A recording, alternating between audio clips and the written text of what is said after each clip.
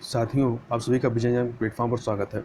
इस वीडियो में हम लोग एनसीईआरटी की क्लास 7 की सामाजिक विज्ञान था सोशल साइंस की पुस्तक है सामाजिक एवं राजनीतिक जीवन पार्ट 2। तो यह पॉलिटिक्स संबंधित पुस्तक है जिसका अध्ययन हम लोग कर रहे हैं। तो इस पुस्तक में टोटल 9 चैप्टर हैं। अभी तक हम लोग 2 चैप्टर कंप्लीट कर चुके हैं। आज की वीडियो में हम लोग इसका तीसरा चैप्टर, जिसका शीर्षक है राज्य शासन कैसे काम करता है, तो इसके बारे में देखेंगे कि किस प्रकार से यह काम करता है। तो इसको प्रारंभ करते हैं। प्रारंभ करने से पहले कुछ चीज़ों को देखें। तो जैसे कि क्लास 6 की जब पुस्तक आपने पढ़ा होगा एनसीईआरटी की, तो वहाँ पर शासन जो है बताया गया कि शासन 3 स्तरों पर काम करता है, स्थानीय, राज्य और केंद्र। तो जो 6 क्लास थी वहाँ पर स्थानीय शासन किस प्रकार से कार्य करता है उसके कार्यों के बारे में बताया गया। और यह जो अध्याय है यहाँ पर हम लोग जो है राज्य स्तर पर किस प्रकार से शासन कार्य करता है उसके बारे में यहाँ पर हम लोग बात करेंगे। लोकतंत्र में राज्य का शासन किस तरह किया जाता है, या विधानसभा सदस्यों और मंत्रियों की क्या भूमिका है, लोक शासन के सामने अपने विचार कैसे रखते हैं या किसी कार्य की मांग कैसे करते हैं, हम इन प्रश्नों का विचार जो है इस अध्याय में करेंगे। और इन प्रश्नों का विचार करने के लिए हम एक एग्जाम्पल ले सकते हैं। तो यहाँ पर हम जो उदाहरण या एग्जाम्पल जो लेंगे वो स्वास्थ्य का लेंगे। तो सबसे पहले थोड़ा सा एक कहानी के माध्यम से थोड़ी सी भूमिका को समझते हैं। तो यहाँ पर एक स्कूल की 2 छात्राएं हैं जो लाइब्रेरी में बैठ करके अखबार पढ़ रही हैं और वो आपस में बात करती हैं। उसमें से एक कहती है कि देख, यहाँ लिखा है कि अपने राज्य में पानी की कमी है और बहुत से लोग बीमार पड़ रहे हैं।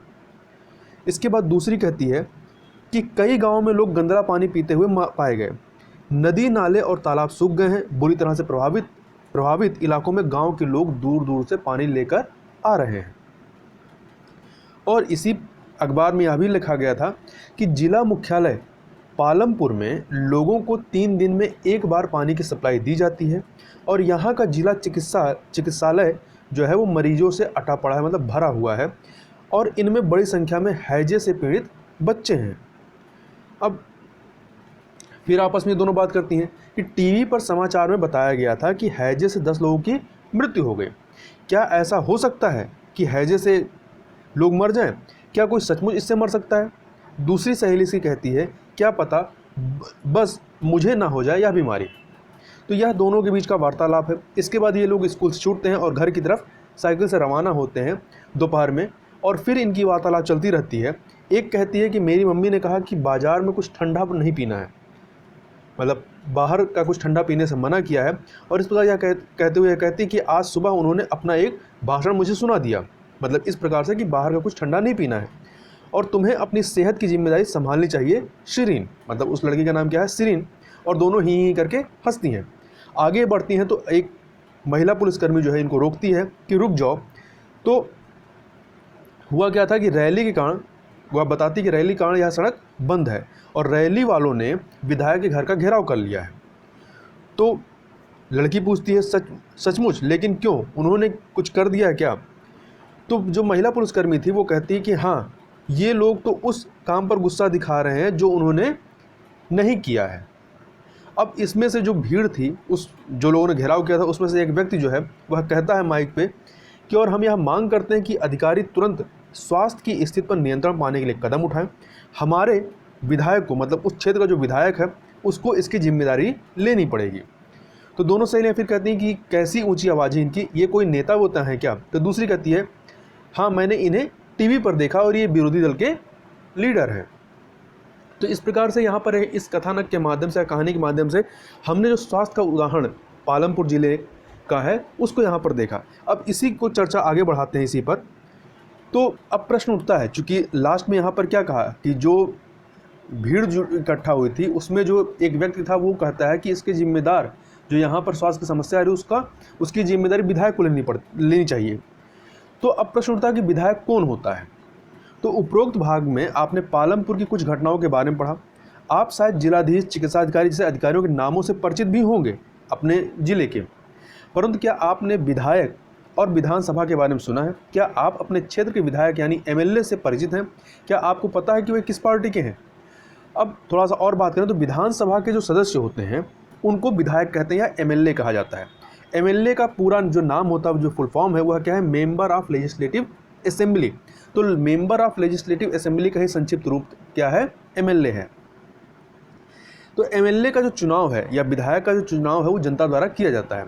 फिर वे लेजिस्लेटिव असेंबली के मेंबर यानी विधानसभा के सदस्य बन जाते हैं। जब जो चुनाव जीतता है वो विधानसभा का सदस्य बन जाता है और वो मिलकर के सरकार बनाते हैं।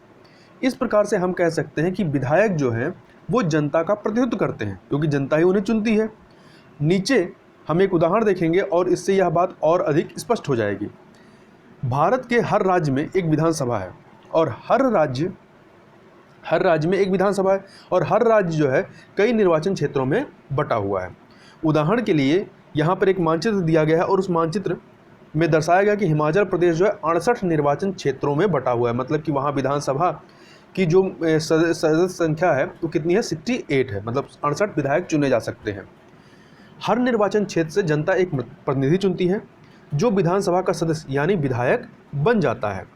आपने ध्यान दिया होगा कि चुनाव में लोग अलग अलग पार्टियों के नाम से खड़े होते हैं, इसलिए वे विधायक अलग अलग राजनीतिक दलों के होते हैं। जो लोग विधायक होते हैं वे मंत्री या मुख्यमंत्री कैसे बन जाते हैं? तो इस चीज़ को भी समझ लेते हैं। तो जिस राजनीतिक दल के विधायक आधे से अधिक निर्वाचन क्षेत्रों में जीत जाते हैं, राज्य में उस दल को बहुमत में माना जाता है। बहुमत प्राप्त करने वाले राजनीतिक दल को सत्ता पक्ष और अन्य सबको जिनको बहुमत प्राप्त नहीं है उन सारी पार्टियों को मिला करके सबको विरोधी पक्ष वाला कहा जाता है। इसको उदाहरण के माध्यम से समझें तो मान लीजिए क्या हिमाचल प्रदेश की विधानसभा विधायकों के निर्वाचन क्षेत्र जो है कितने हैं? 68 हैं। ये मानना नहीं है, ये सत्य है कि हिमाचल प्रदेश की विधानसभा में जो सदस्य संख्या वो कितनी है? 68 है। तो वहाँ निर्वाचन क्षेत्र कितने हैं? 68 हैं। और अब हम लोग थोड़ा सा जो हिमाचल प्रदेश का जो पिछला चुनाव मतलब जो लेटेस्ट चुनाव 2017 में हुआ है उसमें विधानसभा चुनाव के परिणाम को थोड़ा सा देखते हैं कि किस पार्टी को कितने सीटें मिली हैं। तो इसमें भारतीय जनता पार्टी अर्थात बीजेपी को 68 में से 44 सीटें मिली, इंडियन नेशनल कांग्रेस अर्थात कांग्रेस को 21 सीटें, communist party of India Marxist को 1 सीट और निर्दलीय जो किसी पार्टी से नहीं थे 2 सीटें, कुल मिला के 68 सीटें। तो ये चुनाव का परिणाम रहा है। तो विभिन्न राजनीतिक दलों के उम्मीदवारों ने 2017 का विधानसभा चुनाव जीता और वो विधायक बन गए। विधानसभा में कुल विधायकों की संख्या 68 है। इसलिए यदि देखा जाए कि बहुमत प्राप्त करने के लिए किसी भी राजनीतिक दल को 34 से अधिक जो है विधायकों की आवश्यकता होगी। परंतु हमने जो चुनाव परिणाम देखा उसमें देखा कि भारतीय जनता पार्टी के 44 विधायक थे, अर्थात उन्होंने बहुमत से अधिक सीटें प्राप्त की थी। तो 44 विधायक होने के कारण उन्हें बहुमत मिल गया और वे सत्ताधारी दल के सदस्य बन गए। अन्य सब विधायक इनके गठबंधन या इनकी पार्टी को छोड़ करके जो अन्य सब विधायक थे वे विरोधी दल के सदस्य बन गए। इस उदाहरण में इंडियन नेशनल कांग्रेस को यदि देखें तो उसके 21 सीटें हैं। मतलब विपक्षी दलों में सबसे अधिक सीटें किसके पास हैं? कांग्रेस के पास है। तो कांग्रेस जो है यहाँ पर मुख्य विरोधी दल बनी, क्योंकि भारतीय जनता पार्टी के बाद सर्वाधिक विधायक उसी के पास थे और विरोधी पक्ष में कुछ अन्य पार्टियां भी थीं और कुछ निर्दलीय उम्मीदवार भी थे जो चुनाव जीतकर आए थे। चुनाव के बाद सत्ताधारी दल के विधायक अर्थात बीजेपी जीती थी, तो बीजेपी के विधायक अपने नेता का चुनाव करते हैं और वही नेता जो है मुख्यमंत्री बनता है। तो इस उदाहरण में भारतीय जनता पार्टी के विधायकों ने श्री जयराम ठाकुर को अपना नेता चुना और वे जो है हिमाचल प्रदेश के मुख्यमंत्री बन गए। इसके बाद जो है मुख्यमंत्री जो होता है वो मंत्रियों का चयन करता है। मतलब विधायक मिलकर के मुख्यमंत्री का चयन करते हैं, ठीक है, उसको नॉमिनेट करते हैं कि कौन उनका नेता होगा। और जब मुख्यमंत्री बन जाता है तो मुख्यमंत्री जो है अपने हिसाब से मंत्रियों का चयन करता है। चुनाव के बाद राज्य का जो राज्यपाल होता है वो मुख्यमंत्री और अन्य मंत्रियों की नियुक्ति करता है। तो इतनी चीज़ याद रखिएगा, मुख्यमंत्री तथा अन्य मंत्रियों का यह दायित्व है कि वे शासन के विभिन्न विभागों या मंत्रालयों को चलाएं, ठीक है। उनके अलग अलग कार्यालय होते हैं, मतलब अलग अलग विभाग या मंत्रालयों के अलग अलग कार्यालय होते हैं। विधानसभा ऐसा स्थान होता है जहां सभी विधायक, चाहे वे सत्ताधारी दल के हों अथवा विरोधी दल के हों, विभिन्न विषयों पर चर्चा करने के लिए एकत्रित होते हैं। इस तरह से कुछ विधायकों की दोहरी जिम्मेदारी हो जाती है, एक तो विधायक के रूप में और दूसरी यदि वो मंत्री हैं तो मंत्री के रूप में। इसके बारे में हम लोग आगे उदाहरण के माध्यम से पढ़ेंगे। अब थोड़ा सा एक उदाहरण लेते हुए विधानसभा में किस प्रकार से बहस होती है उसको थोड़ा सा समझने का प्रयास करते हैं। तो आफरीन सुजाता और उनके विद्यालय के कई अन्य विद्यार्थियों ने विधानसभा देखने के लिए राजधानी मतलब हिमाचल प्रदेश की राजधानी शिमला की यात्रा की। विधानसभा एक अत्यंत भव्य तथा प्रभावशाली भवन में स्थित थी। बच्चे बहुत उत्सुक थे। सुरक्षा जांच के बाद उन्हें ऊपर ले जाया गया और ऊपर एक दर्शक दीर्घा थी जहां से वे नीचे के विशाल हॉल को देख सकते थे और हॉल में डेस्कों की अनेक कतारें लगी हुई थी। यह विधानसभा उन दिनों की किसी तत्कालीन समस्या पर बहस करने वाली थी। विधानसभा की बहसों में विधायक अपनी राय व्यक्त कर सकते थे, संबंधित विषय पर प्रश्न पूछ सकते थे या सुझाव दे सकते थे कि सरकार को इस संबंध में क्या करना चाहिए। सदस्य जो होते थे, सदस्य इस विषय पर जो भी प्रतिक्रिया व्यक्त करना चाहे कर सकते हैं। इसके बाद मंत्री प्रश्नों को उत्तर देते हैं और सदन को आश्वस्त करते हैं कि जरूरी कदम उठाए जा रहे हैं। और इसके बाद मुख्यमंत्री तथा अन्य मंत्रियों को निर्णय लेने होते हैं और सरकार चलानी होती है। हम प्रायः उन निर्णयों के बारे में सुनते हैं या समाचार चैनलों अथवा समाचार पत्रों में उन्हें देखते व पढ़ते हैं। हालांकि जो भी निर्णय लिए जाते हैं उन्हें विधानसभा के सदस्यों द्वारा अनुमोदित किया जाना होता है। मतलब जो भी सदस्य संख्या है वहाँ, मतलब जैसे हिमाचल प्रदेश में वहाँ 68 सदस्य हैं, तो उन सभी के द्वारा अनुमोदित किया जाना आवश्यक होता है। लोकतंत्र में विधानसभा सदस्य मंत्रियों व मुख्यमंत्री से प्रश्न पूछ सकते हैं, किसी महत्वपूर्ण विषय पर बहस कर सकते हैं, निर्णय ले सकते हैं कि धन कहाँ खर्च किया जाना चाहिए आदि। इस प्रकार से चीज़ें होती हैं। इस तरह मुख्य अधिकार जो है उन्हीं का होता है, मतलब सवाल जवाब करने का। अब यहाँ पर यहाँ पर बहस चलती है, अलग अलग विधायक जो होते हैं किस प्रकार से प्रश्न पूछते हैं सत्ता पक्ष और विपक्ष के, उसको हम लोग यहाँ पर देखते हैं।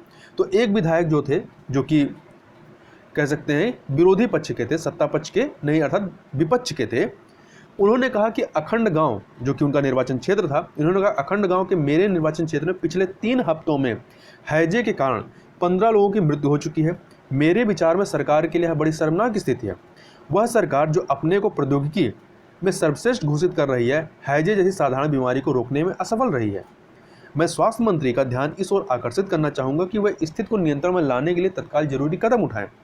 दूसरा विधायक जो कि विपक्ष के थे, ठीक है, उन्होंने भी प्रश्न किया कि मेरा प्रश्न यह है कि सरकारी अस्पतालों की दशा इतनी खराब क्यों है। सरकार जिला अस्पतालों में डॉक्टरों व चिकित्सा कर्मचारियों की ठीक से नियुक्ति क्यों नहीं कर रही है। मैं यह भी जानना चाहूँगा कि सरकार इस स्थिति का सामना किस प्रकार करने जा रही है, जिससे लोग बड़ी संख्या में प्रभावित हैं और यह संख्या बढ़ती ही जा रही है। अब यह महामारी का रूप ले चुकी है। तीसरे विधायक जो हैं वो भी विपक्ष के थे। उन्होंने प्रश्न किया कि मेरे निर्वाचन क्षेत्र टोल पट्टी में भी पानी की कमी की गंभीर समस्या है। औरतों को पानी लाने के लिए 3 से 4 किलोमीटर तक चलना पड़ता है। मैं जानना चाहूँगा कि पानी पहुँचाने के लिए कितने टैंकरों को काम में लाया गया है और कितने कुओं और तालाबों की सफाई करवाकर उन्हें संक्रमण मुक्त किया गया है। एक चौथे विधायक जो हैं वो सत्ता पक्ष के थे। उन्होंने कहा कि मुझे लगता है कि मेरे साथी समस्या को बढ़ा चढ़ाकर बता रहे हैं। सरकार ने स्थिति को नियंत्रण में लाने के लिए कदम उठाए हैं और पानी के टैंकरों को काम में लगा दिया गया है और ORS के पैकेट बांटे जा रहे हैं। सरकार लोगों की मदद के लिए भरसक प्रयास कर रही है। ये सत्ता पक्ष के विधायक थे। एक अन्य विधायक जो कि विपक्ष के थे, उन्होंने प्रश्न किया कि हमारे अस्पतालों में सुविधाओं की हालत बहुत खस्ता है। कई ऐसे अस्पताल हैं जिनमें कोई डॉक्टर नहीं है और चिकित्सा कर्मचारी पिछले कई सालों से नियुक्त ही नहीं किए गए हैं। दूसरे अस्पताल में डॉक्टर लंबी छुट्टी पर चले गए हैं। यह जो पूरी स्थिति है शर्मनाक है। मेरे ख्याल से हालात बद से बदतर होते जा रहे हैं। हम यह कैसे सुनिश्चित करने वाले हैं कि प्रभावित क्षेत्र के सब परिवारों तक ORS के पैकेट पहुंच जाएं। छठे विधायक खड़े होते हैं जो कि सत्ता पक्ष के थे। इन्होंने कहा कि विरोधी पक्ष के सदस्य बिना वजह ही सरकार पर दोषारोपण कर रहे हैं। पिछली सरकार ने सफाई पर कोई ध्यान नहीं दिया था। अब हमने कई वर्षों से चारों तरफ फैले कूड़े को साफ कराने का अभियान शुरू किया है। तो इस प्रकार से यहाँ चित्र के माध्यम से देख सकते हैं कि जो 6 विधायक अपनी अपनी बात रखते हैं वो इस प्रकार से बैठे थे। अब आगे चलते हैं। उक्त भाग में जो भी हमने ऊपर पूरी चीज़ों को देखा, तो उक्त भाग में आपने विधानसभा में चल रही एक बहस के बारे में पढ़ा। सदस्य सरकार द्वारा की गई या न की गई कार्रवाई पर बहस कर रहे थे। ऐसा इसलिए क्योंकि विधायक सामूहिक रूप से सरकार के काम के लिए उत्तरदायी होते हैं। सामान्य भाषा में सरकार शब्द से तात्पर्य जो है शासन के विभिन्न विभागों और मंत्रियों से होता है जो उनके प्रभारी हैं। ठीक है, इन सब का सामूहिक प्रमुख जो है मुख्यमंत्री होता है। सही मायने में तो यही सरकार का कार्यकारी हिस्सा यानी कार्यपालिका कहलाता है। तो कि सरकार क्या होती है, कार्यपालिका क्या होती है, यहाँ पे आप समझ सकते हैं। दूसरी तरफ सारे विधायक, मतलब जो 68 विधायक हैं, चाहे वो सत्ता पक्ष के हों चाहे विपक्ष के हों, तो दूसरी तरफ सारे विधायक जो विधानसभा में एकत्र होते हैं वो क्या कहलाते हैं, विधायिका कहलाते हैं। विधायिका के रूप में वे सरकार के कार्यकारी हिस्से को काम करने का अधिकार देते हैं और फिर उसके काम की जांच भी करते हैं। ठीक है, जैसा कि आपने पाठ के प्रारंभ में देखा था, इन्हीं में से कार्यपालिका का प्रमुख या मुख्यमंत्री बनाया जाता है। ठीक है, जो लोग बहुमत प्राप्त करते हैं वो अपना एक नेता चुनते हैं, वही मुख्यमंत्री बनता है। अब थोड़ा सा शासन की कार्यप्रणाली को समझ लेते हैं। केवल विधानसभा में ही सरकार के काम के बारे में टीका टिप्पणी और सरकार से कार्रवाई करने की मांग नहीं की जाती। आप नियमित रूप से अखबारों, टीवी चैनलों और अन्य संगठनों को सरकार के बारे में बात करते देखते हैं। लोकतंत्र में अनेक माध्यमों द्वारा लोग अपने विचार व्यक्त करते हैं और कार्रवाई करते हैं। इसी तरह का एक तरीका यहाँ पर, इसको उदाहरण के माध्यम से हम लोग देखते हैं कि विधानसभा में चर्चा होने के थोड़े ही समय बाद स्वास्थ्य मंत्री की प्रेस वार्ता की गई। इसमें विभिन्न समाचार पत्रों के प्रतिनिधि काफ़ी संख्या में आए। इसमें मंत्री और कुछ शासकीय अधिकारी भी उपस्थित थे लोगों के जवाब देने के लिए। मंत्री ने सरकार द्वारा उठाए गए कदमों के बारे में बताया और इस प्रेस वार्ता में अखबारों के संवाददाताओं ने अनेक प्रश्न पूछे और इन चर्चाओं की रिपोर्ट विभिन्न समाचार पत्रों में प्रकाशित हुई। ऐसे ही एक समाचार पत्र की जो रिपोर्ट है उसको हम लोग अभी थोड़ा आगे देखेंगे या थोड़ा सा उसको आगे पढ़ेंगे। अगले सप्ताह मुख्यमंत्री और स्वास्थ्य मंत्री पातालपुरम जिले के दौरे पर गए। उन्होंने उन परिवारों से भेंट की जिनके रिश्तेदारों की मृत्यु हो गई।